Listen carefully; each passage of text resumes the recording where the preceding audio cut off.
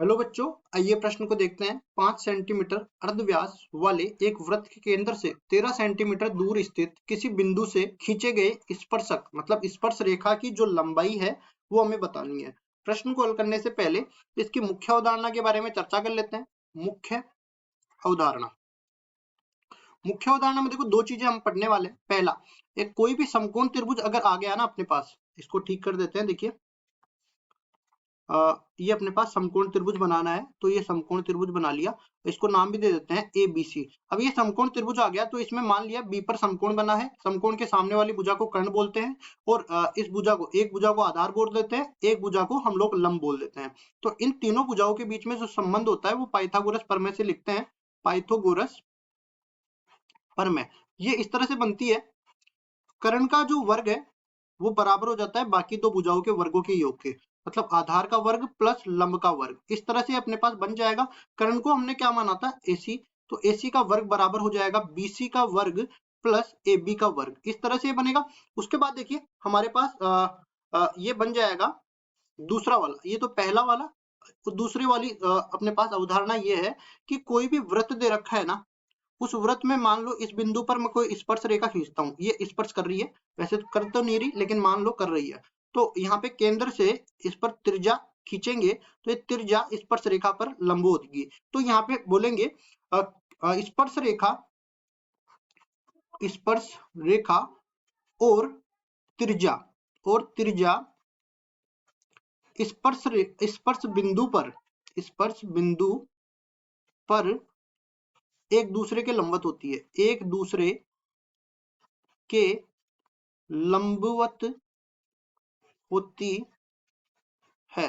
देखो इन दो चीजों का उपयोग करते हुए सवाल को हल करते हैं। तो सवाल में जैसा कि हमें बोला है एक वृत्त का निर्माण करना है, तो ये हमने बना दिया एक वृत्त। अब इस वृत्त पे हमें एक त्रिज्या लेनी है। ठीक है, त्रिज्या ले लिया। ये जो अर्धव्यास है वो त्रिज्या कहलाती है क्योंकि व्यास का आधा ही त्रिज्या होती है। उसके बाद देखो इसके केंद्र से 13 सेंटीमीटर दूर, तो केंद्र से 13 सेंटीमीटर दूर मान लो कि ये कोई बिंदु आ गया। इस बिंदु को हमने केंद्र से मिला दिया। अब इस बिंदु से वृत्त पर स्पर्श रेखा खींची जा रही है, तो वृत्त पर स्पर्श रेखा मान लो ये अपने पास बन गई। ठीक है जी। तो अब देखो इस स्पर्श रेखा की लंबाई हमें ज्ञात करनी है। जो सवाल में दे रखा है पहले तो उसको लिख लेते हैं। देखो O इसका केंद्र मान लेते हैं, P बाहर स्थित कोई बिंदु मान लेते हैं और A वृत्त पर स्पर्श बिंदु मान लेते हैं। अर्धव्यास का मान हमें दे रखा है किसके बराबर, मतलब त्रिज्या का मान दे रखा है 5 सेंटीमीटर के बराबर। ये किसके बराबर मान लिया हमने, OA के बराबर। फिर हम लोग बात करते हैं। देखो केंद्र से बाह्य बिंदु की जो दूरी होती है OP, वो कितना दे रखा है, 13 सेंटीमीटर के बराबर दे रखा है। 13 सेंटीमीटर दे दिया। अब देखो AP स्पर्श रेखा की लंबाई हमें ज्ञात करनी है, तो यहाँ पे हमने कहा कि स्पर्श रेखा और त्रिज्या स्पर्श बिंदु पर लंबवत होती है, तो ये समकोण त्रिभुज अपने पास बन गया। समकोण के सामने वाली भुजा कर्ण होती है, तो ये 13 सेंटीमीटर के बराबर आ गया। और ये OA जो है अपने पास 5 सेंटीमीटर के बराबर आ गया। अब देखो ये एक भुजा ही तो ज्ञात करनी है, तो पाइथागोरस प्रमेय इसमें लगा सकते हैं। तो देखो हम लोग लिखेंगे पाइथागोरस प्रमेय से, पाइथागोरस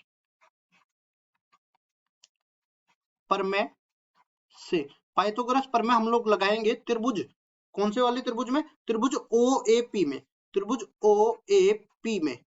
तो यहाँ से हम लोग लिखेंगे सबसे बड़ी भुजा तो OP हो गई, तो OP भुजा का वर्ग बराबर हो जाएगा OA भुजा का वर्ग प्लस PA भुजा का वर्ग। अब देखो OP का मान हमें दे रखा है कितना, 13 सेंटीमीटर के बराबर, तो 13 का वर्ग अपने पास आ गया। OA का मान भी हमें दे रखा है 5 सेंटीमीटर के बराबर, तो 5 सेंटीमीटर का वर्ग आ गया प्लस PA का मान हमें निकालना है।